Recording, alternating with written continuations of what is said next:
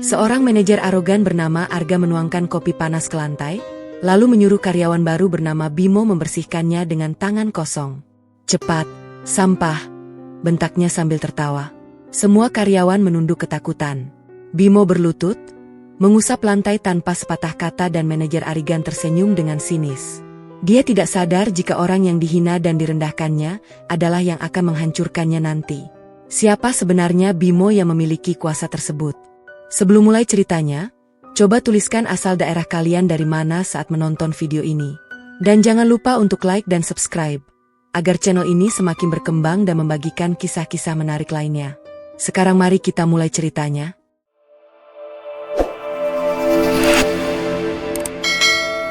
Hujan turun cukup deras di Jakarta pagi itu. Genangan air memenuhi jalanan di depan gedung Graha Wijaya Sentosa, sebuah gedung megah berlantai 20 milik perusahaan logistik terbesar di Indonesia. Di balik kemegahannya, tersimpan banyak rahasia yang tidak diketahui orang luar. Seorang pria muda melangkah masuk ke lobi. Penampilannya sangat tidak mencerminkan seorang profesional. Kemeja putihnya sedikit kekecilan. Sepatu hitamnya sudah mulai mengelupas di bagian depan. Rambutnya disisir rapi, tapi tidak bisa menyembunyikan kesan lusuh yang melekat padanya. Di tangannya, ia menggenggam map coklat berisi dokumen lamaran kerja. Nama pria itu Bimo Wijaya. Ia berjalan mendekati meja resepsionis dengan langkah yang aneh. Bukan langkah gugup seperti pencari kerja pada umumnya. Ada sesuatu yang tenang dalam gerakannya. Matanya menyapu seluruh sudut lobi dengan cepat, seolah sedang mempelajari sesuatu. Resepsionis bernama Santi menyambutnya dengan senyum profesional. Namun senyum itu tiba-tiba memudar ketika ia membaca nama di kartu identitas yang disodorkan Bimo. Wajah Santi berubah. Tangannya sedikit gemetar saat menerima dokumen itu. "Selamat pagi, Pak. Ada yang bisa saya bantu?" tanya Santi, suaranya sedikit bergetar. Matanya tidak berani menatap Bimo langsung. "Saya ada janji untuk posisi staf administrasi," jawab Bimo singkat. Suaranya pelan, hampir berbisik. Santi mengangguk cepat. Ia menekan sesuatu di bawah meja. Hanya berselang beberapa detik, telepon di mejanya berdering. Santi mengangkatnya, mendengarkan sebentar, lalu meletakkannya kembali dengan tangan yang masih gemetar. Ia mengarahkan Bimo ke lantai 7, tempat manajer Arga menunggu. Bimo melangkah menuju lift. Di belakangnya, satpam yang berjaga di lobi menatapnya dengan pandangan penuh arti. Satpam itu, seorang pria tua bernama Pak Herman, mengangguk pelan ke arah Bimo. Bimo membalas anggukan itu tanpa mengubah ekspresi. Lift terbuka di lantai 7. Suasana di lantai itu sangat kontras dengan lobi. Di sini, ketegangan terasa menggantung di udara. Deretan meja karyawan tertata rapi, tapi wajah-wajah di belakangnya tampak tegang. Tidak ada yang berbicara, hanya suara keyboard yang terdengar. Seorang wanita muda mendekati Bimo. Ia mengenakan kacamata dan membawa setumpuk folder. "Anda Bimo? Silakan ikut saya. Pak Arga sudah menunggu." Wanita itu memperkenalkan diri sebagai Maya, sekretaris manajer Arga. Ia menuntun Bimo melewati lorong sempit menuju ruang rapat utama. Dalam perjalanan, Maya sesekali melirik Bimo dengan tatapan ingin tahu. Ada sesuatu pada pria ini yang membuatnya penasaran, tapi ia belum tahu apa. Ruang rapat utama adalah ruangan terbesar di lantai itu. Meja panjang dari kayu jati mendominasi ruangan. Di ujungnya, berdiri seorang pria dengan jas mahal biru tua. Rambutnya disisir ke belakang. Dagu terangkat. Senyum sinis menghiasi wajahnya. Itulah Arga, manajer yang memimpin kantor cabang ini selama 5 tahun terakhir. Atau lebih tepatnya, pria yang menguasainya. Arga menatap Bimo dari ujung kepala hingga ujung kaki. Senyum sinisnya melebar. Ia tidak berkata apa-apa. Hanya menatap. Lalu ia mengambil cangkir kopi di atas meja. Kopi hitam pekat. Masih mengepulkan uap panas. "Ini karyawan baru kita?" tanya Arga, suaranya keras dan lantang. Ia tidak bertanya kepada Bimo, melainkan kepada Maya yang berdiri di samping pintu. Maya mengangguk, meski wajahnya menunjukkan ketidaknyamanan yang jelas. Arga melangkah mendekati Bimo. Ia berdiri tepat di depan Bimo, lalu tanpa peringatan, ia menuangkan isi cangkir kopinya ke lantai. Kopi hitam itu menggenang di atas karpet mahal. Bau kopi langsung memenuhi ruangan. "Bersihkan," kata Arga pendek. Bimo tidak bergerak. Matanya menatap genangan kopi itu, lalu beralih ke wajah Arga. Kau dengar aku? Bersihkan. Pakai tanganmu, ulang Arga dengan nada mengejek. Karpet ini harganya 2 kali lipat gajimu sebulan. Aku tidak mau karpetku rusak karena kopi. Ayo cepat. Kau pikir aku punya waktu seharian menunggu sampah sepertimu? Beberapa karyawan yang berada di ruang rapat menunduk. Tidak ada yang berani bersuara. Maya mengepalkan tangannya di samping tubuh, tapi ia juga tidak berkata apa-apa. Bimo berlutut.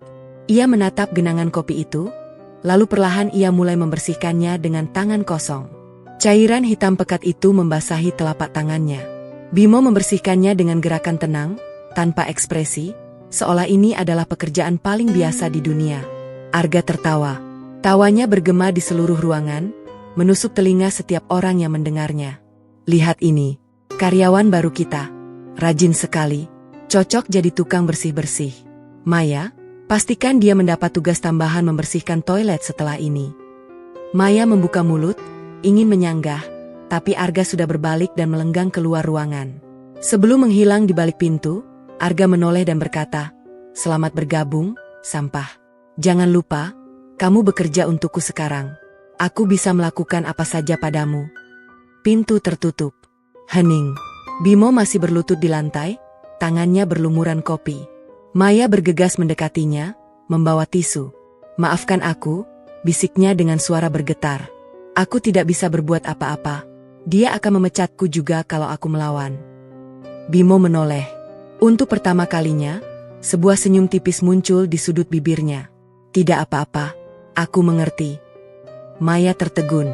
Ada sesuatu dalam nada suara Bimo yang tidak sesuai dengan penampilannya. Terlalu tenang, terlalu sabar. Maya tidak bisa menjelaskannya, tapi instingnya mengatakan ada sesuatu yang berbeda dari pria ini. Malam harinya, Bimo masih berada di kantor. Semua karyawan sudah pulang. Ia duduk di meja kerjanya yang terletak di sudut paling belakang ruangan, jauh dari jendela. Di depannya, sebuah komputer tua dengan monitor yang sesekali berkedip. Bimo sedang membaca laporan keuangan perusahaan. Matanya bergerak cepat menyusuri angka-angka di layar. Jarinya menekan tombol, menggulir dokumen dengan kecepatan yang tidak wajar untuk seorang staf administrasi baru. Dari balik pintu, Maya mengamati. Ia sengaja berpura-pura pulang, tapi kembali lagi untuk mengambil ponselnya yang tertinggal. Kini ia melihat sesuatu yang membuat jantungnya berdebar lebih kencang. Bimo tidak sedang membaca dokumen biasa. Ia sedang mengakses sistem akuntansi internal yang seharusnya hanya bisa diakses oleh manajer keuangan. Bimo bergumam pelan. Aliran dana ke rekening luar negeri. 3 perusahaan cangkang. Terlalu rapi, Arga. Maya menahan napas. Siapa pria ini sebenarnya? Bimo bangkit dari kursinya. Ia meraih tas ransel lusuhnya, lalu mengeluarkan sesuatu dari dalamnya. Selembar foto lama, tampak buram dan sedikit menguning. Dari tempatnya berdiri, Maya bisa melihat 2 sosok dalam foto itu. Seorang pemuda yang mirip Bimo, dan seorang wanita cantik dengan senyum cerah. Bimo menatap foto itu lama. Wajahnya tidak lagi tenang. Ada kesedihan mendalam di matanya. Lalu ia menyimpan kembali foto itu dan berjalan meninggalkan kantor. Di lobi, Satpam Pak Herman masih berjaga. Saat Bimo melewatinya, Pak Herman berbisik, "Hati-hati, Tuan." Dia mulai menaruh kecurigaan. Bimo mengangguk pelan. Biarkan dia curiga. Semakin dia curiga, semakin banyak kesalahan yang akan dia buat. Di luar gedung, hujan sudah berhenti. Jalanan basah memantulkan cahaya lampu kota. Sebuah mobil hitam berhenti di depan Bimo. Pintu belakang terbuka dari dalam. Seseorang di dalamnya menyerahkan sebuah amplop tebal dan berkata, "Laporan Anda sangat membantu, Tuan. Kami menemukan lebih banyak dari yang kami duga." Bimo mengambil amplop itu tanpa berkata apa-apa. Ia masuk ke dalam mobil. Mesin mobil meraung pelan, lalu melaju menghilang di antara gedung-gedung tinggi Jakarta. Maya berdiri di balik jendela lantai 7, menatap mobil hitam itu pergi. Tangannya mengepal di sisi tubuh. Matanya melebar. Siapa sebenarnya Bimo Wijaya? Sementara itu, di lantai 8, Arga duduk sendirian di ruang kerjanya. Di hadapannya, sebuah laptop menampilkan rekaman CCTV lobi. Wajahnya muram. Ia baru saja melihat rekaman Bimo masuk ke mobil mewah. Arga mengepalkan tinjunya. "Siapa kau sebenarnya, Bimo?" Geramnya pelan. "Dan kenapa aku merasa pernah melihat wajahmu sebelumnya?" Arga membuka laci mejanya. Di dalamnya, tersimpan sebuah bingkai foto kecil. Foto itu menampilkan 3 orang. Arga muda, seorang wanita cantik bernama Almira, dan seorang pria lain yang wajahnya kini mulai ia kenali. Pria itu adalah Bimo. Arga menutup laci dengan kasar. Keringat dingin mulai muncul di dahinya. Tidak mungkin, bisiknya. Kau sudah mati. Aku memastikannya sendiri. Pagi hari di kantor Graha Wijaya Sentosa selalu dimulai dengan rutinitas yang mencekam. Para karyawan berjalan dengan kepala menunduk dan langkah cepat. Tidak ada canda tawa di lorong. Tidak ada obrolan ringan di dekat mesin kopi. Ketakutan telah menjadi budaya di tempat ini, dan Arga adalah arsitek di balik semuanya. Bimo tiba pukul 7 tepat. Kemejanya masih sama. Sepatunya masih sama. Namun ada sesuatu yang berubah dari sorot matanya. Lebih tajam. Lebih waspada. Ia meletakkan tas ransel lusuhnya di meja sudut, lalu duduk menghadap komputer tua yang sudah menyala. Belum genap 5 menit ia duduk, suara keras sudah memanggil namanya. Bimo, ke ruanganku sekarang. Itu suara Arga, menggema dari ujung lorong, membuat beberapa karyawan tersentak di kursi mereka. Di dalam ruangannya, Arga duduk dengan kaki disilangkan di atas meja. Tangannya memegang secangkir kopi hitam mengepul. Kau lihat tumpukan kardus di gudang belakang? Pindahkan semua ke lantai 3. Sendirian. Selesai sebelum jam makan siang. Arga menyeruput kopinya. Oh ya, lift barang sedang rusak. Kau harus naik tangga. Tumpukan kardus itu berjumlah sekitar 30 box besar. Masing-masing berisi dokumen dan perlengkapan kantor dengan berat mencapai 15 kg. Memindahkannya sendirian menggunakan tangga bukanlah pekerjaan yang masuk akal untuk 1 orang dalam waktu setengah hari. Bimo tidak membantah. Baik, Pak. Arga mengernyit. Ia mengharapkan protes. Ia menginginkan alasan untuk meledak. Tapi Bimo selalu memberikan ketenangan yang tidak bisa ia pahami. Dan itu membuat Arga semakin geram. Sepanjang pagi, Bimo bekerja seperti mesin. Keringat membasahi kemejanya. Sepatunya yang sudah mengelupas mulai membuka jahitan di bagian samping. Beberapa karyawan yang lewat di tangga hanya bisa melirik kasihan, tapi tidak ada yang berani membantu. Mereka tahu risikonya. Saat lonceng makan siang berbunyi, Bimo masih menyisakan 4 kardus terakhir. Ia tidak makan, tidak minum, tidak beristirahat. Tepat saat ia mengangkat kardus ke-27, Arga muncul di tangga lantai 2. Belum selesai juga? Dasar pemalas. Aku suruh kerjaan gampang begini saja tidak becus. Bagaimana perusahaan bisa maju kalau punya karyawan sampah sepertimu? Arga melipat tangan di dada, lalu berbalik dan pergi meninggalkan gema langkah kaki yang semakin menghilang. Sore harinya, hukuman lain menanti.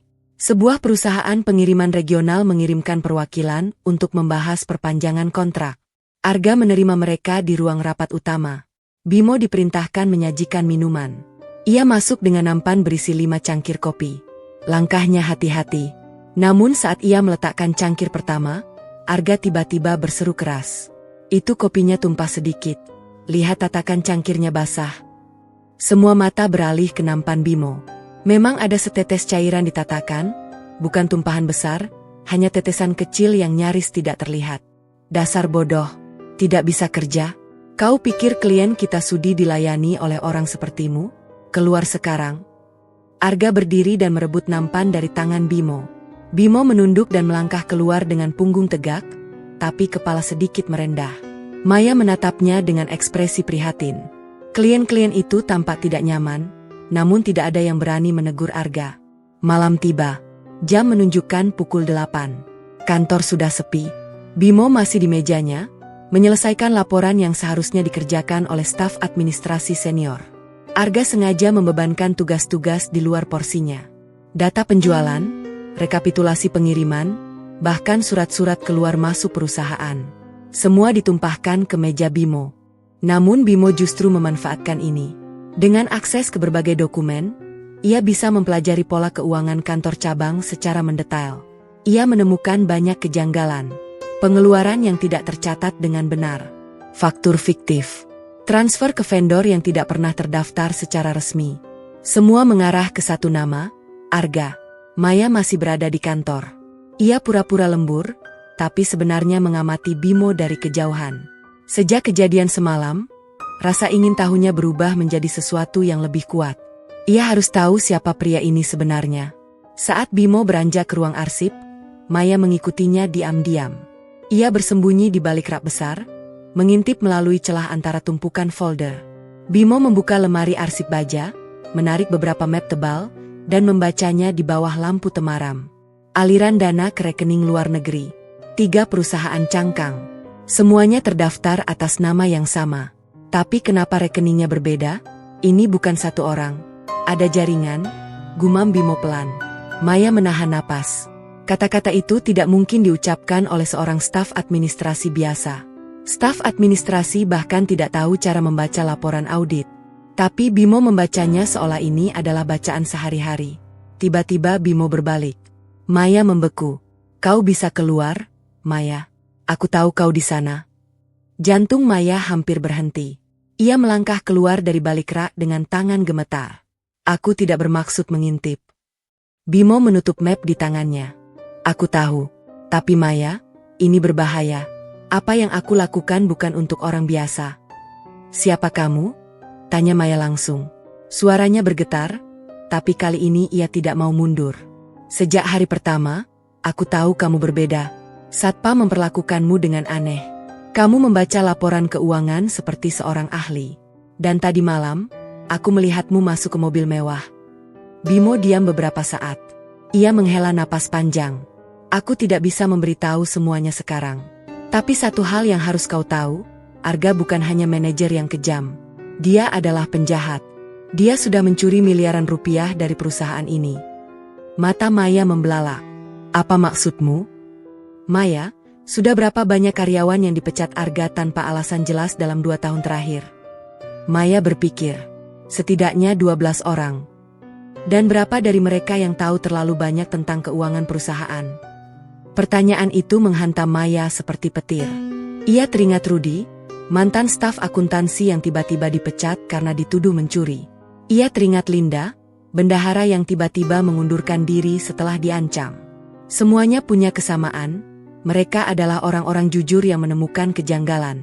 Oh Allah, bisik Maya. Mereka bukan dipecat, Maya. Mereka disingkirkan, karena mereka tahu. Bimo menatap Maya dengan intens. Dan sekarang, kaulah yang paling dekat dengan Arga. Kau sekretarisnya. Kau pasti melihat sesuatu. Air mata mulai menggenang di mata Maya. Aku memang curiga, tapi aku terlalu takut. Dia punya koneksi. Bimo meraih pundak Maya dengan lembut. Aku di sini karena aku akan menghentikannya. Tapi aku butuh bantuanmu, Maya. Tanpamu, aku mungkin tidak bisa mengumpulkan cukup bukti. Di kejauhan, suara lift berdenting. Seseorang datang. Bimo dengan cepat merapikan map-map dan mengembalikannya ke lemari arsip. Maya menyeka air matanya. Mereka berdua keluar dari ruang arsip dengan tenang. Yang datang adalah Anto, petugas kebersihan tua yang biasanya bekerja malam. Anto menatap Bimo dan Maya sekilas, lalu mengangguk hormat ke arah Bimo. Selamat malam. Jangan terlalu malam, ini sudah hampir jam 9. Terima kasih, Pak Anto, jawab Bimo. Saat Anto berlalu, Maya memandang Bimo dengan heran. Bahkan tukang bersih-bersih tua itu tampak menghormati Bimo dengan cara yang tidak biasa. Tapi Maya memutuskan untuk tidak bertanya lebih banyak malam ini. Kepalanya sudah terlalu penuh. Bimo mengantarkan Maya ke lobi. Sebelum berpisah, ia berkata, besok hati-hati. Arga akan semakin curiga. Dia mungkin akan memasang jebakan. Jangan lakukan apapun yang mencurigakan. Maya mengangguk. Ia masuk ke dalam taksi yang sudah menunggu. Sebelum pintu tertutup, ia bertanya sekali lagi. Bimo, apakah aku bisa percaya padamu? Bimo tersenyum tipis. Kau tidak punya pilihan lain, Maya. Tapi ya, kau bisa percaya padaku.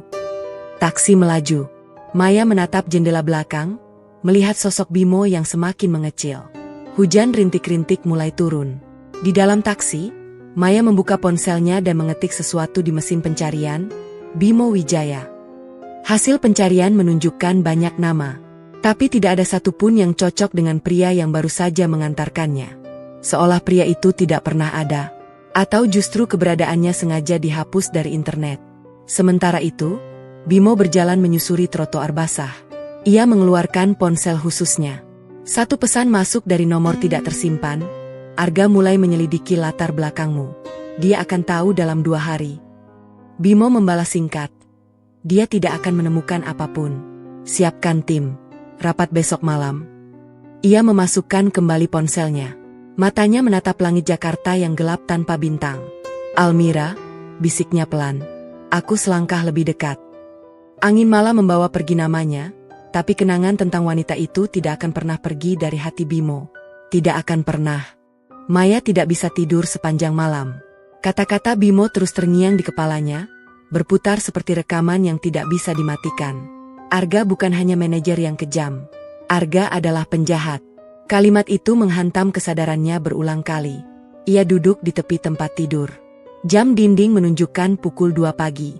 Hujan masih turun dengan lembut di luar jendela. Maya menatap langit-langit kamarnya yang sederhana, sebuah apartemen kecil yang ia sewa dengan separuh gajinya. Ia bekerja di perusahaan besar, tapi hidupnya jauh dari kata mewah. Kini ia tahu alasannya. Uang perusahaan tidak pernah sampai ke tangan orang-orang yang berhak. Uang itu mengalir ke tempat lain. Keesokan paginya, Maya tiba di kantor dengan mata sembab. Ia berusaha menyembunyikan kegelisahannya di balik riasan tipis, tapi Bimo langsung menyadarinya begitu mereka bertukar pandang di lobi. Bimo sedang berdiri di dekat mesin absensi, memegang kartu identitasnya yang sudah mulai terkelupas. Ia menatap Maya sekilas, lalu menggeleng kecil, memberi isyarat agar Maya tetap tenang. Rapat mingguan dimulai pukul 9. Semua kepala divisi berkumpul di ruang rapat utama. Arga duduk di ujung meja dengan setelan jas abu-abu dan dasi merah menyala. Ia tampak sangat percaya diri pagi ini. Maya yang duduk di sampingnya siap mencatat notulen bisa merasakan ada gelagat aneh. Sebelum kita mulai, Arga membuka rapat dengan suara berat. Aku ingin menyampaikan sesuatu yang sangat serius. Akhir-akhir ini, aku mencium ada kebocoran di kantor ini. Seseorang telah membocorkan informasi internal ke pihak luar. Ini adalah pengkhianatan serius. Seluruh ruangan hening. Suara pendingin ruangan tiba-tiba terdengar sangat jelas. Aku tidak akan segan menindak siapapun yang terbukti melakukannya. Kalian semua mengerti? Arga berdiri dan berjalan mengelilingi meja. Sepatu kulitnya berbunyi keras di lantai marmer. Ia berhenti tepat di belakang kursi Maya. Maya, kau adalah orang yang paling dekat denganku. Aku percaya padamu. Tapi kalau kau tahu sesuatu, laporkan langsung padaku. Maya menelan ludah. Tentu, Pak Arga. Setelah rapat selesai, Maya bergegas mencari Bimo. Ia menemukannya di ruang arsip, sedang memindai dokumen dengan scanner tua yang nyaris tidak berfungsi. Maya menutup pintu pelan dan menguncinya dari dalam. Dia curiga, bisik Maya, suaranya bergetar. Dia tahu ada yang bocor. Bimo, ini berbahaya. Bimo menghentikan pekerjaannya. Ia menatap Maya dengan ekspresi yang sulit diartikan. Aku tahu. Tadi malam sumberku memberitahu bahwa Arga sedang menyelidiki semua staf baru, termasuk aku. Lalu kenapa kamu masih di sini? Kenapa tidak langsung bertindak saja? Karena aku butuh lebih banyak bukti. Aku tidak hanya ingin menghentikan Arga. Aku ingin membongkar seluruh jaringannya. Kalau aku bergerak terlalu cepat, yang lain akan kabur. Maya mengernyit. Ada apa sebenarnya antara kamu dan Arga?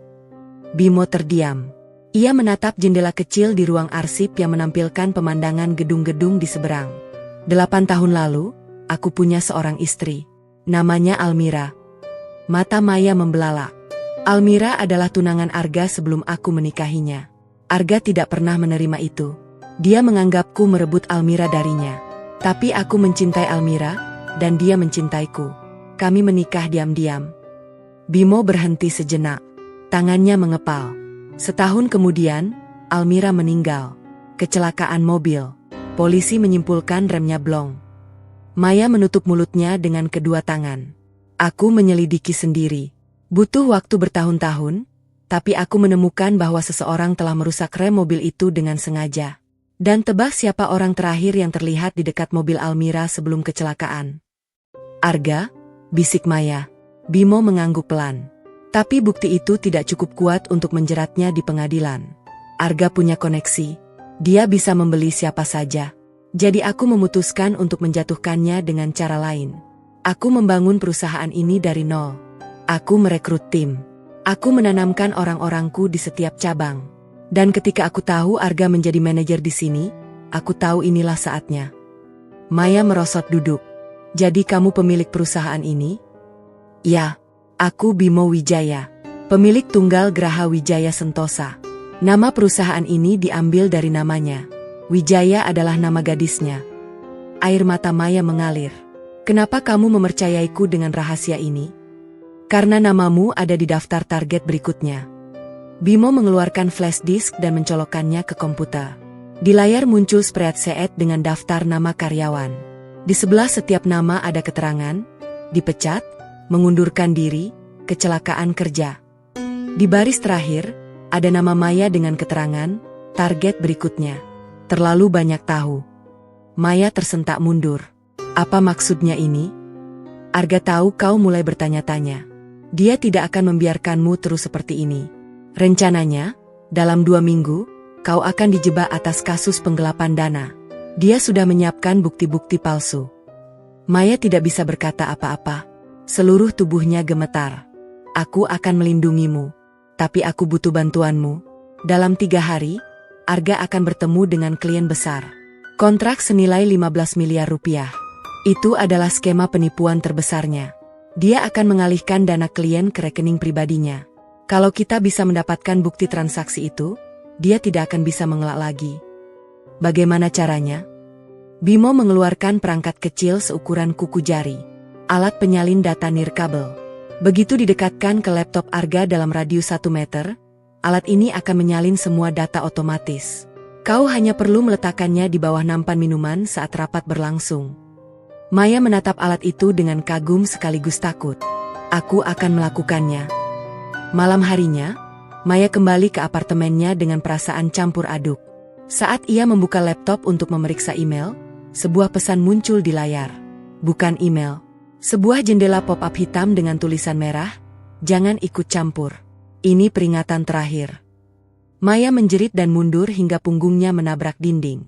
Laptopnya diretas. Semua file dihapus satu persatu di depan matanya.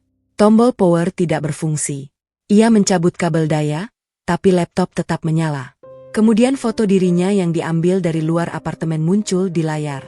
Besok kau akan berhadapan dengan sesuatu yang lebih buruk. Laptop mati total. Maya duduk di sudut kamar, memeluk lututnya sendiri. Air matanya menetes tanpa suara. Dengan tangan gemetar, ia meraih ponselnya dan mengetik pesan kepada Bimo. Mereka menghubungiku. Aku takut. Balasan Bimo tiba kurang dari 1 menit kemudian. Tetap di apartemen. Jangan buka pintu untuk siapapun. Aku akan mengirim seseorang. 1 jam kemudian, suara ketukan pintu membuat Maya tersentak. 3 ketukan pelan. Maya, ini aku. Buka. Maya membuka pintu dengan hati-hati. Di depan pintu, Bimo berdiri. Tapi penampilannya sangat berbeda. Ia memakai kemeja hitam dan sepatu kulit mengkilap. Di belakangnya, berdiri 2 pria bertubuh tegap dengan rahang keras dan tatapan tajam. Mulai malam ini, kau akan dijaga 24 jam, kata Bimo. Mereka adalah orang kepercayaanku. Kau aman bersama mereka. Maya mengangguk lemah. Bimo, aku tak tahu harus berbuat apa lagi. Bimo melangkah masuk dan meraih bahu Maya. Kau sudah berani, Maya. Dan keberanian itu tidak akan sia-sia. Tinggal 3 hari lagi. 3 hari, dan semuanya akan berakhir. Maya menatap mata Bimo. Di dalam sorot mata itu, ia melihat sesuatu yang tidak ia lihat sebelumnya. Bukan hanya keteguhan. Bukan hanya kecerdasan. Tapi juga kemarahan yang begitu dalam. Kemarahan yang telah disimpan selama 8 tahun. Kemarahan yang akan segera meledak. Di luar, hujan mulai turun lagi. Jakarta basah untuk ketiga kalinya minggu ini. Tapi di dalam apartemen kecil Maya, sebuah aliansi telah terbentuk. Aliansi antara 2 orang yang menginginkan keadilan. Aliansi yang akan segera mengguncang seluruh Graha Wijaya Sentosa hingga ke akarnya. 2 hari berlalu dalam ketegangan yang semakin mencekik. Kantor Graha Wijaya Sentosa berubah menjadi panggung sandiwara besar. Setiap orang memainkan perannya masing-masing. Arga memainkan peran manajer penuh wibawa. Maya memainkan peran sekretaris yang patuh. Bimo memainkan peran staf administrasi bodoh. Dan di balik semua sandiwara itu, seutas benang tak terlihat sedang ditarik semakin kencang. Pagi itu, Arga tiba di kantor lebih awal dari biasanya. Pukul 6.30, ia sudah duduk di ruang kerjanya. Di hadapannya, sebuah dokumen tebal bersampul merah tergeletak. Dokumen itu berisi proposal penawaran untuk Sentra Kargo Internasional, perusahaan ekspedisi multinasional. Kontrak dengan mereka bernilai 15 miliar rupiah. Dan Arga sudah merencanakan semuanya dengan matang. Bukan untuk perusahaan, tapi untuk dirinya sendiri. Maya dipanggil ke ruangannya tepat pukul 7. Ia masuk dengan membawa buku catatan dan tablet. Arga berdiri di depan jendela besar, membelakangi pintu. Ia tidak menoleh saat Maya masuk. Tutup pintunya, perintahnya singkat. Maya menutup pintu. Bunyi klik dari kunci pintu terdengar jelas. Besok adalah hari yang sangat penting, Maya. Aku akan bertemu dengan Direktur Sentra Kargo. Mereka akan datang langsung ke sini untuk menandatangani kontrak. Aku ingin semuanya sempurna. Tidak boleh ada kesalahan sekecil apapun. Tentu, Pak. Saya akan menyiapkan semuanya dengan baik. Arga akhirnya berbalik. Ia menatap Maya dengan sorot mata yang sulit diartikan. Bukan tatapan curiga, tapi tatapan seseorang yang sedang menimbang apakah lawan bicaranya masih berguna atau sudah harus disingkirkan. Maya, kau sudah bekerja untukku selama 3 tahun. Aku selalu mempercayaimu. Tapi akhir-akhir ini, aku merasa kau sedikit berbeda. Maya menelan ludah. Saya hanya sedikit kelelahan, Pak. Arga tersenyum. Senyum yang tidak mencapai matanya. Kalau begitu istirahatlah yang cukup. Aku akan sangat kecewa kalau sampai ada masalah besok. Sangat kecewa. Siang harinya, Arga mengadakan rapat persiapan dengan tim kecilnya. Maya hadir sebagai notulis. Bimo tidak diundang, tapi ia menemukan cara untuk tetap berada di dekat ruang rapat. Ia berpura-pura membersihkan jendela di lorong sebelah, mengamati setiap gerakan dari balik kaca. Arga membuka rapat dengan penjelasan teknis tentang kontrak. Dana akan ditransfer dalam 2 tahap. Tahap pertama sebesar 8 miliar masuk ke rekening perusahaan. Tahap kedua sebesar 7 miliar masuk ke rekening escrow yang sudah aku siapkan. Maya mencatat dengan tekun, tapi jarinya sedikit bergetar. Ia tahu rekening escrow itu. Itu bukan rekening resmi perusahaan, melainkan rekening pribadi Arga yang disamarkan melalui 3 perusahaan cangkang di luar negeri. Setelah rapat, Bimo dan Maya bertemu diam-diam di ruang arsip. Mereka hanya punya waktu 5 menit. Rekening escrow itu kuncinya, bisik Bimo. Kalau kita bisa merekam transaksinya, Arga tidak akan bisa mengelak. Aku sudah menyiapkan nampan minuman seperti yang kau bilang. Alat penyalin data akan aku letakkan di bawahnya. Pastikan nampan itu dalam jarak 1 meter dari laptopnya. Jangan lebih. Maya mengangguk. Bagaimana kalau dia curiga? Dia tidak akan curiga. Dia terlalu sombong untuk memperhatikan hal-hal kecil. Bimo menatap Maya dengan intens. Besok adalah hari penentuan, Maya. Setelah ini, hidupmu tidak akan pernah sama lagi. Maya tersenyum getir. Hidupku sudah tidak sama sejak kamu datang ke kantor ini. Keesokan paginya, kantor berubah sangat sibuk. Ruang rapat utama dihias dengan bunga segar. Karpet baru dipasang. Layar proyektor besar terpasang di dinding. Semua karyawan mengenakan pakaian terbaik mereka. Klien dari Sentra Kargo tiba tepat pukul 10. Direktur mereka, Tuan Hendrawan, seorang pria parubaya berambut putih, melangkah masuk ke lobi dengan rombongan kecil. Arga menyambutnya dengan senyum lebar dan jabat tangan penuh percaya diri. Selamat datang, Tuan Hendrawan. Suatu kehormatan bisa bekerja sama dengan Sentra Kargo. Proposalmu sangat mengesankan, Arga. Kami tidak sabar untuk memulai kerja sama ini. Maya berjalan di belakang mereka dengan nampan minuman. Di bawah nampan itu, alat penyalin data sudah terpasang rapi.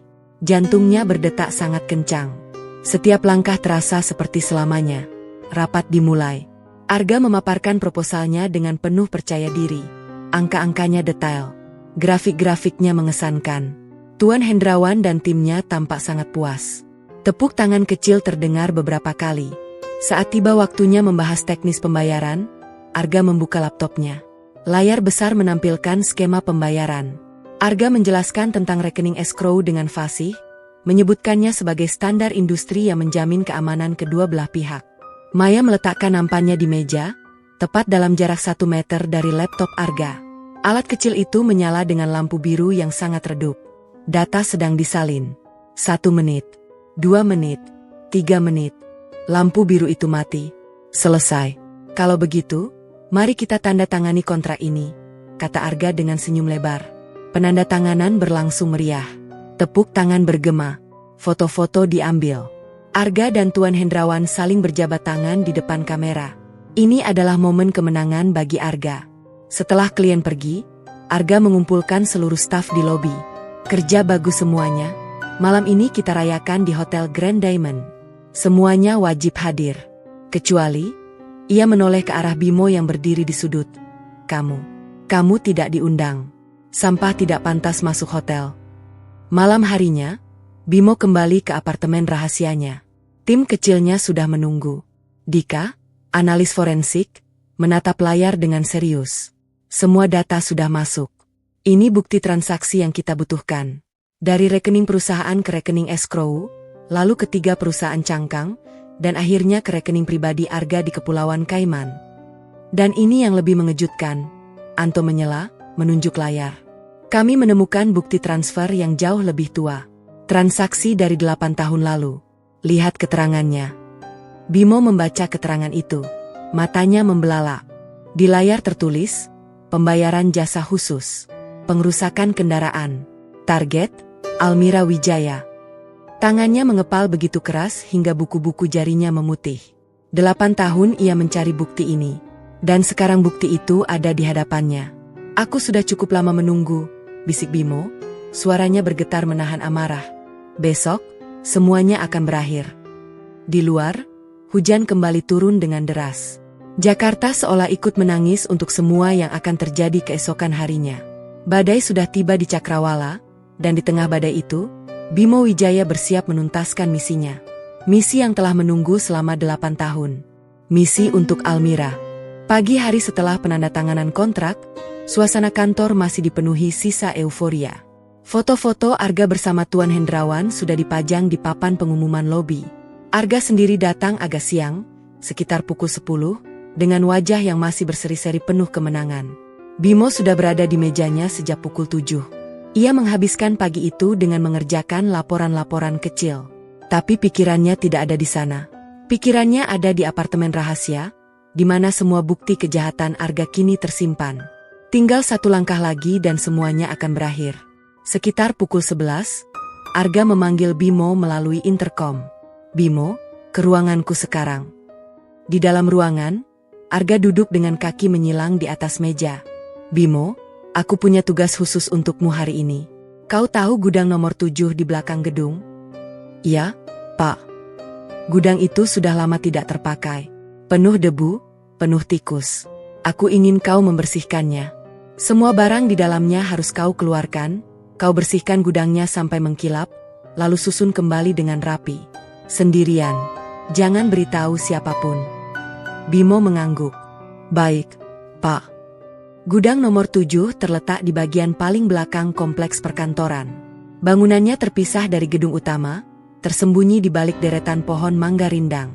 Catnya sudah mengelupas di banyak bagian. Pintu baja berwarna abu-abu tampak berkarat di bagian bawahnya. Sebuah gembok besar menggantung di pegangannya. Bimo membuka gembok itu. Pintu terbuka dengan suara berderit panjang. Bau pengap langsung menyergap. Debu beterbangan diterpa cahaya matahari. Di dalam, tumpukan kardus, perabotan rusak, dan dokumen-dokumen lama berserakan di mana-mana. Sarang laba-laba menggantung di setiap sudut. Bimo mulai bekerja. Jam pertama dihabiskan untuk memindahkan tumpukan kardus besar. Kardus-kardus itu berisi brosur perusahaan dari 10 tahun lalu, laporan tahunan yang sudah menguning, dan berbagai barang promosi yang sudah tidak terpakai. Debu menempel di kemejanya. Keringat membasahi dahinya. Di jam kedua, Bimo menemukan sesuatu. Saat memindahkan lemari arsip kayu yang sudah lapuk, ia melihat keanehan pada dinding di belakangnya. Salah satu panel dinding seng terlihat tidak rapat. Seolah pernah dibuka dan dipasang kembali dengan terburu-buru. Bimo mengetuk panel itu pelan. Bunyinya kosong. Ada rongga di baliknya. Dengan hati-hati, Bimo mencungkil panel itu menggunakan ujung obeng kecil yang ia temukan. Panel itu terbuka. Di baliknya, tersembunyi dalam rongga dinding, ada sebuah laptop. Bukan laptop baru. Casingnya sudah tergores. Tapi laptop itu masih utuh. Bimo menariknya keluar dan menyalakannya. Layar menampilkan permintaan kata sandi. Ia mencoba beberapa kombinasi. Tanggal lahir Arga, nama perusahaan. Semuanya salah. Lalu ia mengetikkan satu kata, Almira. Laptop terbuka. Di dalamnya, Bimo menemukan salinan lengkap semua transaksi ilegal Arga selama bertahun-tahun. Bukan hanya transaksi terbaru, tapi juga transaksi dari 8 tahun lalu. Transaksi yang melibatkan pembayaran kepada seseorang untuk merusak rem mobil seorang wanita. Selain itu, ada daftar nama karyawan yang telah disingkirkan Arga. Dan satu nama yang membuat darah Bimo mendidih, Maya. Di sebelah nama itu ada catatan, target berikutnya. Terlalu banyak tahu. Selesaikan setelah kontrak sentra kargo cair. Saat Bimo sedang menyalin data ke flash disk, suara langkah kaki terdengar dari luar. Seseorang mendekati gudang dengan langkah cepat. Bimo dengan sigap mengembalikan laptop ke rongga dinding dan berpura-pura mengangkat tumpukan kardus. Pintu terbuka.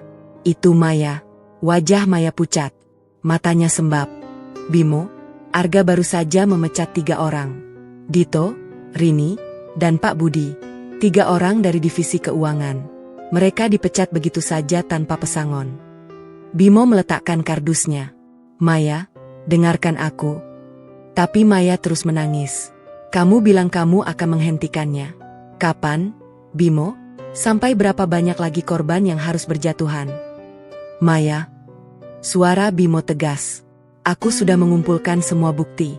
Bukan hanya bukti korupsi, tapi juga bukti bahwa Arga membayar seseorang untuk membunuh istriku 8 tahun lalu.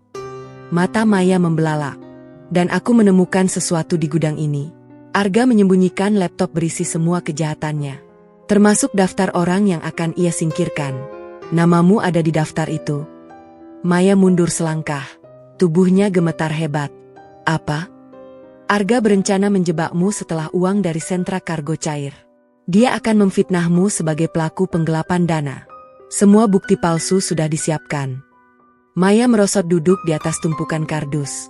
Oh Allah, kenapa ini terjadi padaku? Bimo berjongkok di hadapannya. Justru karena kau tidak pernah berbuat jahat. Orang-orang seperti Arga selalu mengincar orang baik. Tapi tidak kali ini. Ia meraih tangan Maya. Aku tahu kau takut. Tapi kau harus bertahan sedikit lagi. Besok atau lusa, semuanya akan aku akhiri. Maya menatap mata Bimo. Aku percaya padamu. Tapi tolong selamatkan Rini dan yang lainnya. Semuanya akan mendapatkan keadilan. Sekarang kau harus kembali ke kantor sebelum Arga curiga. Maya mengangguk. Ia menyeka air matanya dan berjalan keluar, kembali ke gedung utama dengan kepala tegak. Sore harinya, Bimo menyelesaikan pembersihan gudang nomor 7. Ia melaporkan kepada Arga bahwa tugasnya sudah selesai. Arga hanya mengangguk tanpa banyak bicara. Ia tidak tahu bahwa di gudang itulah benih kehancurannya sudah mulai bertunas. Malam tiba. Bimo kembali ke apartemen rahasianya. Dika, Pak Herman, dan Anto sudah menunggu. Dika memutar kursinya. Aku sudah menganalisis data dari laptop yang kau temukan. Arga tidak bekerja sendiri. Dia bagian dari jaringan yang lebih besar. Ada beberapa nama lain di perusahaan ini yang terlibat. Bimo membaca daftar nama itu. Matanya menyipit. Kalau begitu, kita tidak bisa hanya menjatuhkan Arga. Kita harus membersihkan seluruh jaringannya sekaligus. Itu akan sulit, kata Pak Herman. Orang-orang ini punya koneksi di mana-mana. Makanya kita harus bergerak cepat. Tidak boleh ada yang bocor. Bimo menatap satu persatu orang di ruangan itu. Besok aku akan memulai fase terakhir. Kalian semua sudah tahu peran masing-masing. Semua mengangguk. Di mata mereka ada tekad yang membara. Mereka semua adalah orang-orang yang pernah disakiti oleh Arga dan jaringannya. Mereka semua punya alasan pribadi untuk berada di ruangan ini. Bimo berjalan ke jendela. Ia menatap langit Jakarta yang kembali gelap. Lampu-lampu kota berkelap-kelip. Almira, bisiknya dalam hati. Tunggulah sebentar lagi. Keadilanmu akan segera datang. Keesokan harinya, Arga tiba di kantor dengan gelagat berbeda. Ia tidak lagi tersenyum lebar seperti kemarin. Wajahnya muram. Langkahnya lebih lambat. Bahkan Maya yang sudah 3 tahun bekerja untuknya bisa merasakan ada sesuatu yang berubah. Arga tidak lagi terlihat seperti pemangsa yang percaya diri, melainkan seperti serigala yang mulai merasa terpojok. Ia masuk ke ruang kerjanya dan tidak keluar selama hampir 2 jam. Tidak ada panggilan untuk Maya. Tidak ada teriakan untuk Bimo. Hanya keheningan yang aneh. Di dalam ruangannya, Arga duduk di depan laptop. Ia sedang memeriksa rekaman CCTV dari beberapa hari terakhir. Rekaman malam saat Bimo masuk ke mobil mewah. Rekaman saat Maya kembali ke kantor setelah jam kerja. Rekaman saat Bimo dan Maya berbicara di ruang arsip. Bahasa tubuh mereka terlalu akrab. Terlalu sering bersama. Ada yang tidak beres dengan dua orang ini, gumam Arga. Ia menyandarkan punggungnya ke kursi. Siapa sebenarnya Bimo? Kenapa Maya tiba-tiba sangat dekat dengannya? Arga bukan orang bodoh. Ia sudah bertahun-tahun membangun kerajaan kecilnya di atas kebohongan. Ia tahu bagaimana mencium bahaya dari jarak jauh. Dan sekarang, semua inderanya menjerit memberitahu bahwa ada sesuatu yang sangat tidak beres. Ia memutuskan untuk menguji Bimo. Sebuah jebakan kecil. Sekitar pukul 10, Arga memanggil Maya melalui intercom. Maya, suruh Bimo ke ruanganku sekarang. Setelah itu, aku ingin kau pergi ke bank untuk mengurus beberapa dokumen. Pergilah sekarang juga. Maya mengerutkan kening. Arga tidak pernah menyuruhnya keluar kantor di jam kerja seperti ini. Tapi ia tidak bisa membantah. Ia hanya bisa menjawab, "Baik, Pak," dan segera memberitahu Bimo sebelum bergegas meninggalkan kantor. Bimo berjalan ke ruang Arga dengan langkah tenang. Di dalam, Arga berdiri di dekat jendela, membelakangi pintu. Masuk dan tutup pintunya. Bimo menutup pintu. Suasana di dalam terasa sangat berbeda. Tidak ada tawa mengejek. Tidak ada umpatan kasar. Hanya keheningan yang mencekam. Arga berbalik perlahan. Bimo, sudah hampir sebulan kau bekerja di sini. Bagaimana menurutmu sejauh ini? Baik, Pak. Saya banyak belajar. Belajar apa? Belajar tentang pekerjaan administrasi? Atau belajar tentang hal-hal lain? Arga melangkah mendekat. Kau tahu, aku sudah lama bekerja di perusahaan ini. Aku sudah melihat banyak orang datang dan pergi. Karyawan yang malas, rajin, jujur, dan yang berpura-pura bodoh. Kau termasuk yang mana? Saya hanya berusaha melakukan pekerjaan saya sebaik mungkin, Pak. Arga tersenyum tipis. Ia mengambil sebuah map coklat dari mejanya. Omong-omong, aku punya tugas tambahan untukmu. Dokumen-dokumen ini perlu diperiksa dan diringkas. Kerjakan di mejamu. Kumpulkan sebelum jam makan siang. Bimo mengambil map itu. Begitu ia membuka map itu di mejanya, ia langsung menyadari sesuatu yang janggal. Dokumen-dokumen di dalamnya adalah fotokopi laporan keuangan palsu. Angka-angkanya tidak cocok dengan data asli. Ini bukan dokumen kerja biasa. Ini adalah umpan. Bimo tersenyum tipis. Jadi Arga mulai memasang jebakan. Bagus. Artinya ia sudah mulai panik. Dan orang yang panik akan membuat kesalahan. Ia mengerjakan dokumen itu seperti biasa. Tidak ada reaksi aneh. Tidak ada protes. Ia mengetik ringkasan dengan lambat, sesekali membuat kesalahan ketik kecil yang disengaja, dan mengumpulkannya tepat sebelum jam makan siang. Arga menerima ringkasan itu dengan senyum lebar. Bagus. Kau bisa istirahat sekarang. Tapi begitu Bimo keluar, senyum Arga langsung lenyap. Ia membaca ringkasan itu dengan saksama. Tidak ada yang mencurigakan.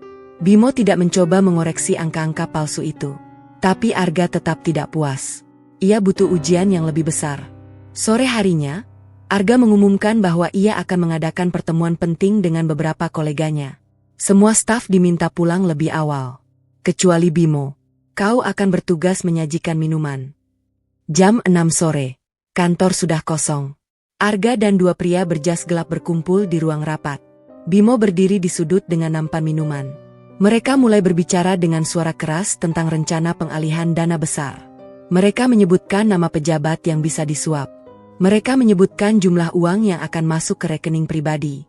Semua itu adalah sandiwara. Umpan untuk melihat apakah Bimo akan menggigitnya. Bimo mendengarkan semuanya dengan tenang.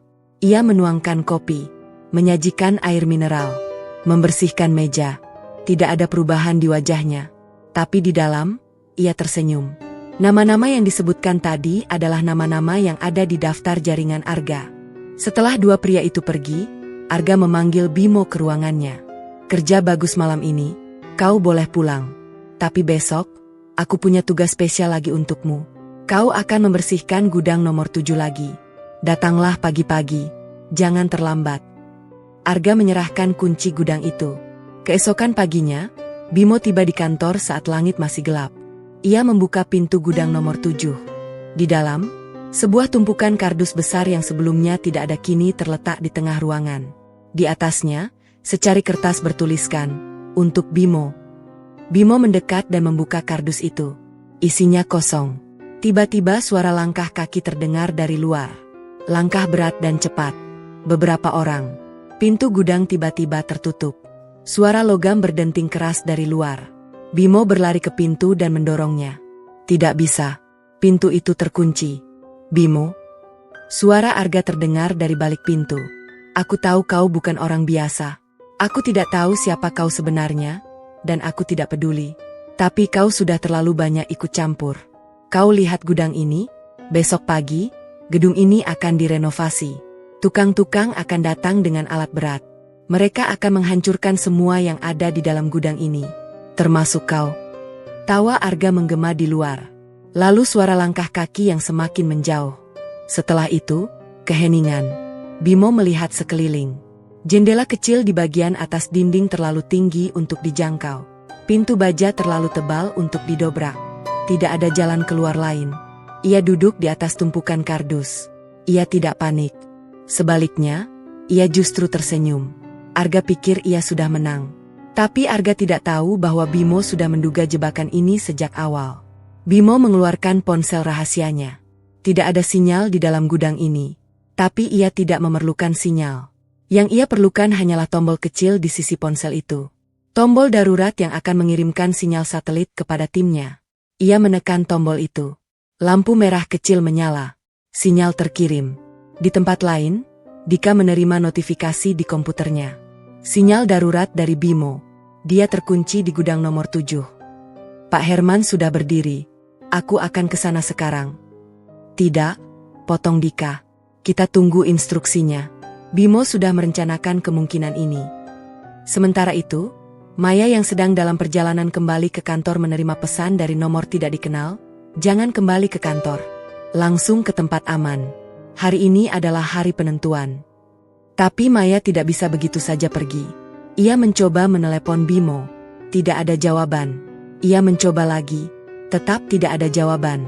Instingnya menjerit. Sesuatu telah terjadi. Ia berbalik dan berjalan cepat menuju kantor. Sesampainya di lobi, ia langsung merasakan sesuatu yang salah. Lobi sepi. Satpam yang berjaga bukan Pak Herman, melainkan pria muda yang tidak dikenalnya. Maya naik ke lantai 7. Lantai itu kosong. Semua meja kerja tidak berpenghuni. Ia melangkah menyusuri lorong sunyi, lalu menuju ke belakang gedung. Di ujung sana, tampak gudang nomor 7 dengan pintu tertutup rapat dan gembok baru tergantung di pegangannya. Bimo, panggilnya pelan. Bimo, kau di dalam? Dari dalam, sayup-sayup terdengar suara ketukan. 3 ketukan pelan. Bimo ada di dalam. Maya menahan napas. Aku akan cari bantuan. Bertahanlah. Ia berlari kembali ke gedung utama dan menuju ruang server. Di salah satu monitor, tampak rekaman CCTV yang menunjukkan Arga dan 2 pria berjas gelap mengunci Bimo di gudang pagi tadi. Maya mengepalkan tangannya. Ia mengeluarkan ponsel dan mengetik pesan kepada nomor yang tadi mengiriminya peringatan. Bimo terkunci di gudang nomor 7. Arga yang melakukannya. Tolong kirim bantuan sekarang. Beberapa detik kemudian, balasan masuk. Kami tahu. Tim sedang bergerak. Jauhi gudang. Tetap di tempat aman. Di dalam gudang, Bimo masih duduk di atas tumpukan kardus. Cahaya dari jendela kecil mulai meredup. Sore akan segera berganti malam. Tapi Bimo tetap tenang.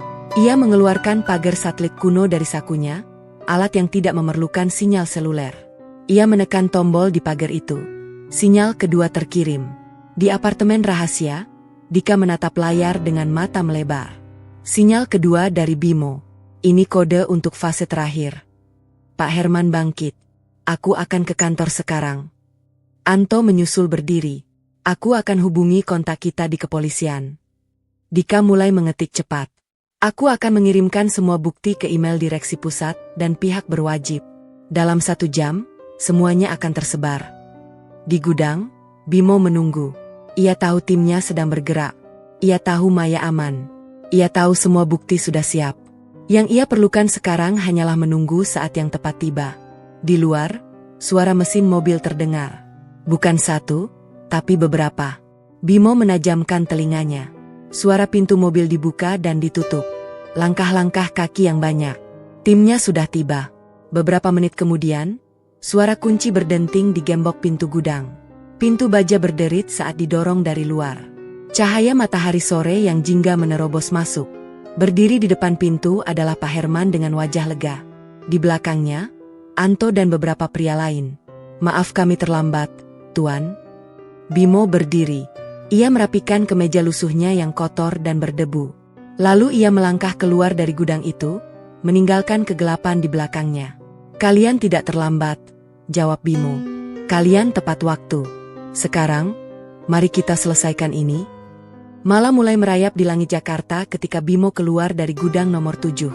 Udara luar terasa sangat segar setelah berjam-jam menghirup debu dan pengap. Di depannya, Pak Herman berdiri dengan wajah lega. Di belakang Pak Herman, berdiri Anto, Dika, dan Maya yang matanya masih sembab. "Aku sudah menyuruhmu ke tempat aman," kata Bimo, suaranya antara kesal dan kagum. "Aku sudah di tempat aman.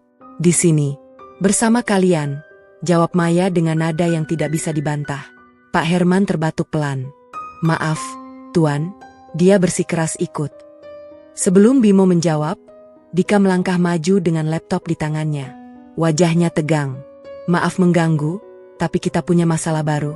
Arga mengubah jadwal. Penandatanganan kontrak tahap kedua dipercepat. Mereka akan bertemu malam ini, 2 jam dari sekarang, di Hotel Grand Diamond. Seluruh orang yang berdiri di halaman belakang itu membeku. 2 jam. Hanya 2 jam lagi Arga akan menandatangani kontrak yang akan mengalirkan 7 miliar rupiah ke rekening escrow palsu. "Kenapa dia mempercepat?" tanya Pak Herman. "Dia paranoid," jawab Bimo, suaranya datar. "Dia mengunciku di gudang karena curiga, tapi dia tidak tahu seberapa besar jaringan kita. Dia pikir dengan mempercepat transfer, dia bisa menyelesaikan semuanya sebelum ada yang menghentikannya. Atau dia sudah merencanakan kabur malam ini juga," tambah Anto. "Aku sudah 15 tahun bekerja di sini. Setiap kali Arga merasa terpojok, dia selalu punya rencana pelarian." "Kali ini tidak akan ada pelarian," potong Bimo tegas. Ia menoleh ke arah Dika. "Semua bukti sudah siap?" "Sudah. Tinggal 1 klik, semuanya akan terkirim ke direksi pusat, pihak berwajib, dan media. Jangan kirim dulu. Kita tunggu sampai Arga berada di puncak kepercayaan dirinya. Aku ingin dia merasakan jatuh dari tempat tertinggi. Kirimkan bukti-bukti itu ke Dewan Direksi sekarang. Suruh mereka berkumpul di Hotel Grand Diamond dalam 1 jam." Dika mengangguk dan mulai mengetik. "Pak Herman, Anto, kalian tetap di sini. Awasi kantor. Kalau Arga kembali, biarkan dia masuk. Tapi catat setiap gerak-geriknya." "Baik, Tuan." Maya melangkah maju. "Dan aku?" Bimo menatap Maya. Ada keraguan di matanya. "Maya, kau sudah cukup berjuang." "Tidak." Suara Maya tegas. "Aku sudah terlibat sejak awal. Aku tidak akan duduk diam sementara kalian menyelesaikan ini tanpa aku. Aku adalah saksi hidup dari semua kejahatannya." Bimo terdiam, lalu tersenyum. "Baiklah, tapi kau harus ikuti semua instruksiku." Mereka meninggalkan halaman belakang dan berjalan menuju parkiran. Sebuah mobil hitam sudah menunggu. Bimo mengemudikan sendiri, dengan Maya di kursi penumpang. Mobil melaju meninggalkan Geraha Wijaya Sentosa, menerobos malam Jakarta. 20 menit kemudian, mobil berhenti di depan sebuah apartemen mewah di pusat kota. Maya menatap gedung tinggi itu dengan mata melebar. "Ini apartemen pribadiku. Tidak banyak yang tahu." Mereka naik ke lantai 20. Begitu pintu terbuka, Maya disambut pemandangan ruangan luas dengan jendela kaca besar menghadap Cakrawala Jakarta. Di sudut ruangan, sebuah lemari kaca besar menampilkan setelan jas mahal yang tergantung rapi. Bimo berjalan menuju lemari itu dan memilih satu setelan jas hitam. "Aku akan berganti pakaian. Tunggu di sini." Maya duduk di sofa. Di atas meja kopi, ia melihat sebuah bingkai foto. Foto itu menampilkan Bimo yang jauh lebih muda bersama seorang wanita cantik berambut panjang. Mereka berdua tersenyum cerah di depan taman bunga. Di belakang foto ada tulisan tangan, "Untuk suamiku tersayang." Dari Almira. Tangannya gemetar saat meletakkan kembali foto itu. Ia tidak bisa membayangkan bagaimana rasanya kehilangan orang yang dicintai dengan cara seperti itu. Pintu kamar terbuka. Maya menoleh dan hampir tidak percaya dengan apa yang dilihatnya. Bimo berdiri di ambang pintu. Bukan Bimo dengan kemeja kekecilan dan sepatu mengelupas. Pria yang berdiri di hadapannya sekarang mengenakan jas hitam yang pas di badan, sepatu kulit mengkilap, dan rambut yang disisir rapi. Sorot matanya berubah total. Tidak ada lagi kepasrahan. Yang ada hanyalah keteguhan dan kemarahan yang tertahan. "Bagaimana penampilanku?" tanya Bimo. Maya hanya bisa mengangguk pelan. "Bagus. Karena malam ini, aku akan bertemu Arga. Bukan sebagai Bimo sang karyawan sampah, tapi sebagai Bimo Wijaya, pemilik perusahaan, dan pembawa keadilan untuk istriku." Bimo membuka laci lemari dan mengeluarkan kotak kayu kecil. Di dalamnya ada flash disk hitam, dokumen resmi, dan sebuah foto lama. Ia mengambil foto itu dan menatapnya lama. Ini diambil 8 tahun lalu, 3 bulan sebelum Almira meninggal. Ia menyerahkan foto itu kepada Maya. Maya menerimanya dengan tangan hati-hati. Foto itu menampilkan 3 orang, Bimo muda, Almira, dan Arga. Mereka bertiga tersenyum. Di belakang foto tertulis, "Untuk sahabatku, Arga." Dari Bimo dan Almira. "Arga adalah sahabatku," kata Bimo, suaranya pelan. "Kami bertiga tumbuh bersama. Tapi Arga selalu mencintai Almira. Ketika Almira memilihku, persahabatan kami hancur. Dia menerimanya di depan kami, tapi di belakang dia merencanakan balas dendam. Dia membunuh Almira dan menutupinya sebagai kecelakaan." Maya menatap foto itu, lalu menatap Bimo. Air matanya menggenang. "Aku membawa foto ini malam ini. Bukan untuk memamerkan kemenangan, tapi untuk mengingatkanku kenapa aku memulai semua ini." Bimo menyimpan foto itu di saku dalam jasnya. "Ayo, kita sudah terlambat." Mereka berdua meninggalkan apartemen. Di lobi, sebuah sedan mewah Eropa sudah menunggu. Sopir berpakaian rapi membukakan pintu. "Ke Hotel Grand Diamond," kata Bimo. Sementara itu, di Hotel Grand Diamond, Arga sudah tiba lebih dulu. Ia berdiri di depan cermin di kamar hotel mewah, menatap bayangannya sendiri. Setelan jas biru tuanya sempurna. Rambutnya disisir licin. Senyum puas menghiasi wajahnya. Malam ini semuanya akan selesai. Uangnya akan cair. Bimo sudah mati di gudang itu. Dan besok, aku akan terbang ke luar negeri. Meninggalkan semua ini. Arga tertawa kecil. Tawa yang penuh kesombongan. Ia tidak tahu bahwa di luar sana, di jalanan Jakarta, sebuah mobil mewah sedang melaju membawa badai yang akan menghancurkan seluruh hidupnya. Ia tidak tahu bahwa Bimo Wijaya masih hidup. Dan ia tidak tahu bahwa malam ini, bukan hanya kontrak yang akan ditandatangani, tapi juga surat kematian karir dan kebebasannya sendiri. Hotel Grand Diamond berdiri megah di jantung Jakarta. Lampu-lampu kristal menggantung di langit-langit lobi, memantulkan cahaya keemasan ke lantai marmer. Alunan piano klasik mengalun lembut dari sudut ruangan. Semua terlihat sempurna untuk sebuah malam yang akan menjadi saksi kehancuran seorang pria. Arga tiba di ballroom utama tepat pukul 8 malam. Ballroom itu disewanya khusus untuk penandatanganan kontrak tahap kedua. Meja panjang berlapis kain sutra putih tersusun rapi. Bunga-bunga segar menghiasi setiap sudut. Para pelayan berdiri siaga dengan nampan berisi gelas sampanye. Tuan Hendrawan sudah duduk di kursi utamanya. Ia mengenakan setelan jas abu-abu dengan dasi kupu-kupu hitam. Di sampingnya, 2 asisten sibuk memeriksa dokumen yang akan ditandatangani. "Selamat malam, Tuan Hendrawan. Suatu kehormatan bisa bertemu kembali," kata Arga sambil menjabat tangan kliennya dengan erat. "Selamat malam, Arga. Proposalmu sangat mengesankan. Kami siap melanjutkan ke tahap berikutnya." "Luar biasa.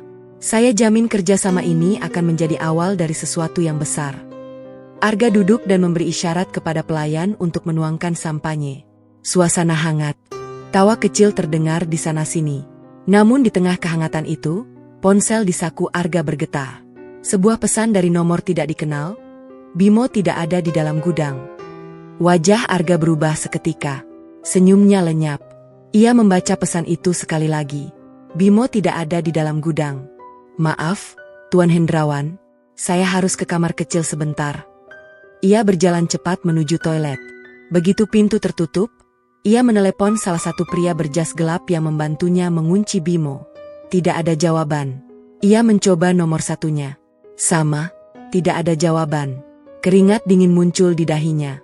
Apa yang terjadi? Bisiknya pada bayangannya sendiri di cermin. Siapa yang membukakan pintu itu? Ia menarik napas dalam, merapikan dasinya, dan memaksakan senyum kembali. Tenang, Arga. Dia mungkin hanya melarikan diri. Dia tidak punya bukti apa-apa.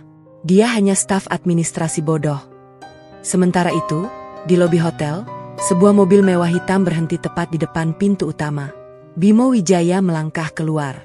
Jas hitamnya yang mahal, sepatu kulitnya yang mengkilap, dan sorot matanya yang tajam membuat beberapa tamu hotel menoleh. Di belakangnya, Maya turun dengan blazer abu-abu dan kerudung senada.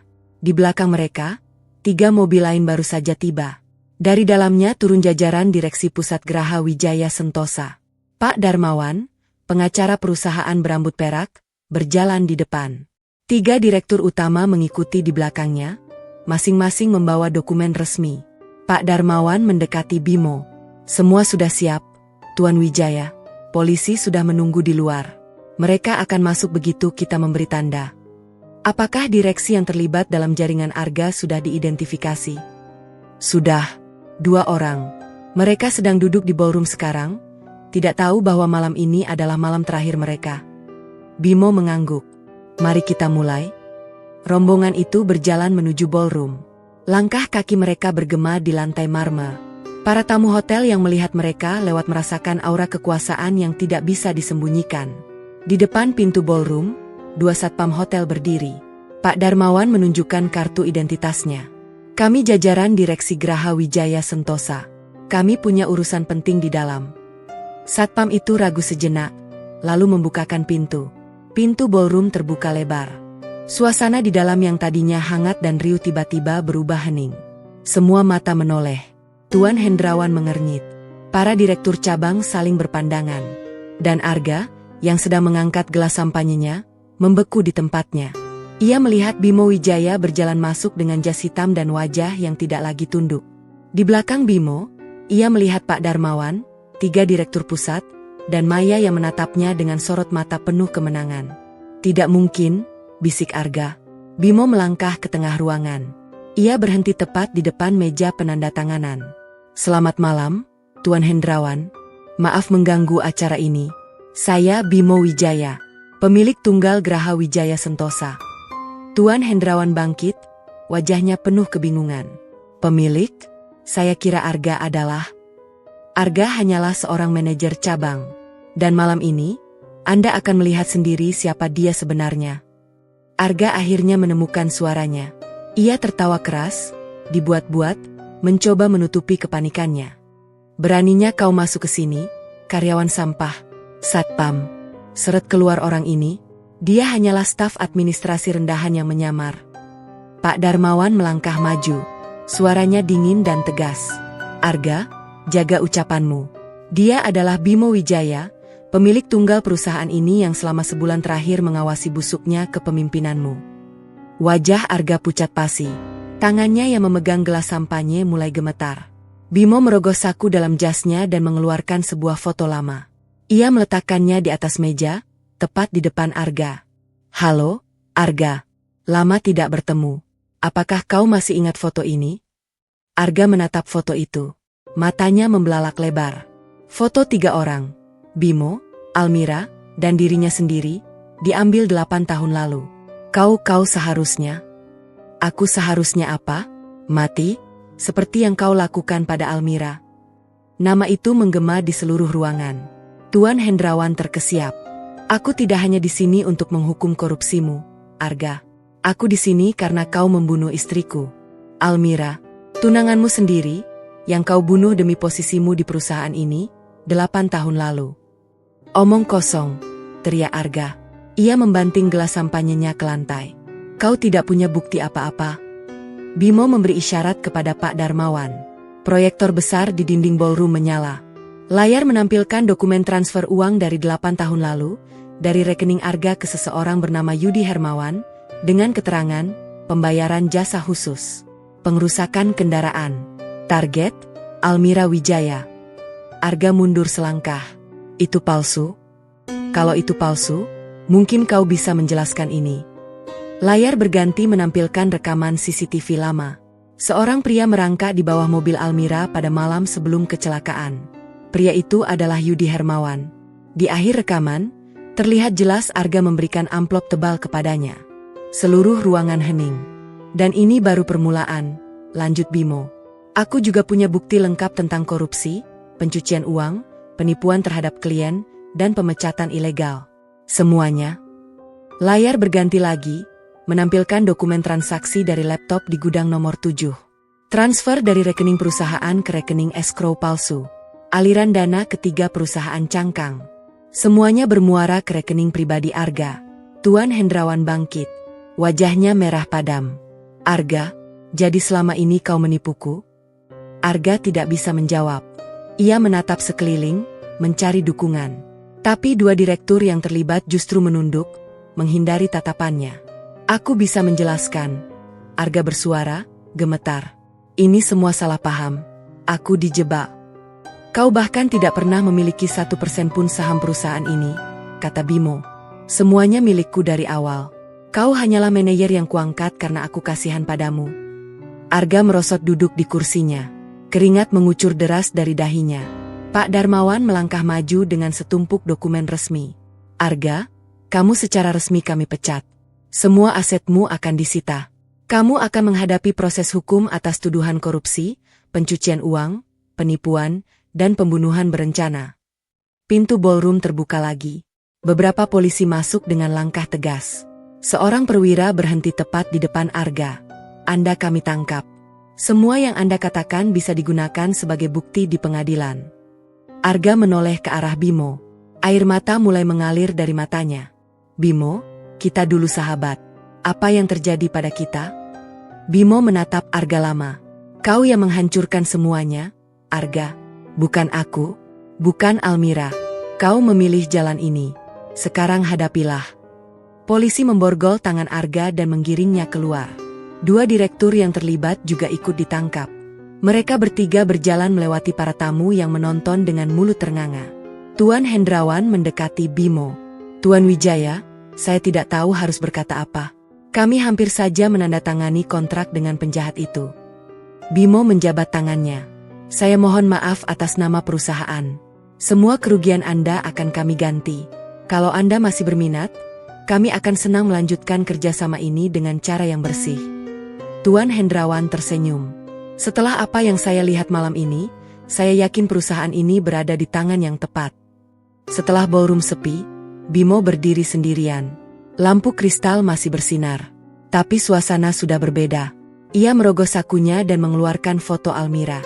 Ia menatapnya lama. Ini untukmu, Mira. Maaf aku terlambat. Tapi akhirnya, keadilanmu terbayar sudah. Maya mendekatinya perlahan. Bimo, kau baik-baik saja? Bimo menatap Maya, lalu tersenyum. Aku baik-baik saja, Maya. Untuk pertama kalinya dalam 8 tahun, aku benar-benar baik-baik saja. Di luar hotel, malam Jakarta semakin larut. Hujan yang turun beberapa hari terakhir akhirnya berhenti. Kota itu mulai mengering, seolah ikut merayakan kemenangan keadilan atas kejahatan. Malam itu, berita penangkapan Arga menyebar cepat. Tapi di dalam ballroom yang sunyi, seorang pria bernama Bimo Wijaya akhirnya bisa tersenyum dengan damai. Setelah 8 tahun, misinya selesai sudah. Pagi hari setelah pengungkapan di Hotel Grand Diamond, matahari muncul dengan cerah di langit Jakarta. Hujan yang mengguyur kota selama berhari-hari akhirnya berhenti total. Genangan air di jalanan mulai mengering. Seolah alam pun ikut merayakan kemenangan yang sudah lama dinantikan. Bimo Wijaya terbangun di apartemen pribadinya. Untuk pertama kalinya dalam 8 tahun, ia tidur tanpa mimpi buruk. Tidak ada lagi bayangan Almira yang memanggil dari kegelapan. Tidak ada lagi suara derit rem mobil yang menghantuinya. Hanya keheningan yang damai. Ia bangkit dan berjalan menuju jendela besar. Sinar matahari pagi menerobos kaca, menghangatkan wajahnya. Di bawah sana, Jakarta mulai sibuk. Mobil-mobil berlalu lalang. Orang-orang berjalan menuju tempat kerja masing-masing. Kehidupan terus berjalan. Tapi bagi Bimo, hari ini adalah hari pertama dari kehidupan barunya. Pukul 8 pagi, Bimo tiba di Geraha Wijaya Sentosa. Kali ini ia datang bukan dengan sepatu mengelupas dan kemeja kekecilan. Ia datang dengan mobil hitam yang sama seperti semalam. Sopirnya membukakan pintu. Bimo melangkah keluar dan menatap gedung itu. Di lobi, Pak Herman sudah berdiri menunggu. Satpam tua itu tersenyum lebar dan memberi hormat. "Selamat pagi, Tuan. Selamat datang kembali." "Terima kasih, Pak Herman. Terima kasih sudah menjaga tempat ini dengan baik." "Ini rumah saya juga, Tuan." Bimo naik ke lantai 7. Di sana, Maya sudah menunggu di depan mejanya. Tapi hari ini mejanya berbeda. Ada papan nama baru di atasnya, Maya Indriani, manajer operasional. Maya menatap Bimo dengan mata berbinar. "Selamat pagi, Bimo. Atau haruskah aku memanggilmu Tuan Wijaya sekarang?" "Bimo saja. Seperti biasa, kita adalah rekan." 1 jam kemudian, Bimo mengumpulkan seluruh karyawan di ruang rapat utama. Ruangan yang sama di mana dulu Arga menyiram kopi dan menyuruh Bimo membersihkannya dengan tangan kosong. Kini Bimo berdiri di ujung meja yang sama, tapi posisinya sudah berbalik sepenuhnya. Para karyawan duduk dengan cemas. Banyak yang tidak tahu apa yang akan terjadi. "Saya tahu kalian semua pasti bingung." Bimo memulai, suaranya tenang. "Seperti yang sudah kalian dengar, saya adalah Bimo Wijaya, pemilik perusahaan ini. Selama sebulan terakhir, saya menyamar untuk menginvestigasi apa yang terjadi di kantor cabang ini. Apa yang saya temukan sangat memprihatinkan. Tapi saya tidak di sini untuk menghukum. Saya di sini untuk memulihkan." Ia memberi isyarat kepada Maya. Maya berdiri dan membacakan daftar nama.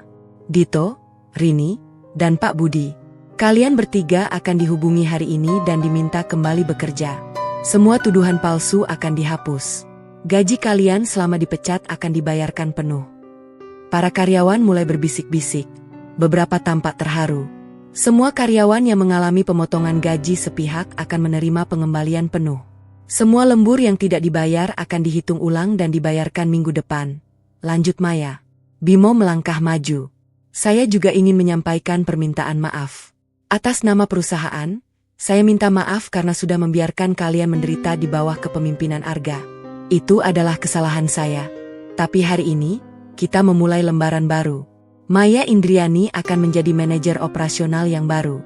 Dia adalah orang paling berani di antara kita. Dia pantas mendapatkan posisi ini. Dan untuk kalian semua, perusahaan ini bukan milik saya seorang. Perusahaan ini milik kita bersama. Tidak akan ada lagi ketakutan.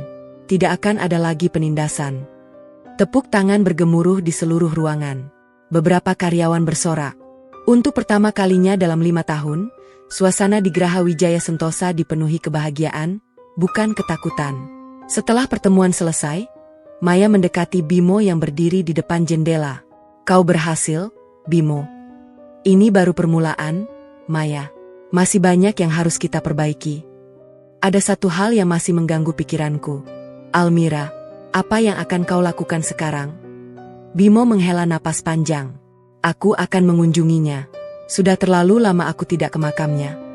Sore harinya, Bimo mengendarai mobilnya sendiri menuju pemakaman di pinggiran Jakarta. Pohon-pohon Kamboja berjajar rapi di sepanjang jalan setapak. Bunga-bunga putih berguguran diterpa angin sore. Ia berjalan perlahan dengan tangan memegang karangan bunga mawar putih. Bunga kesukaan Almira. Ia berhenti di depan sebuah nisan sederhana. Di atasnya tertulis, "Almira Wijaya.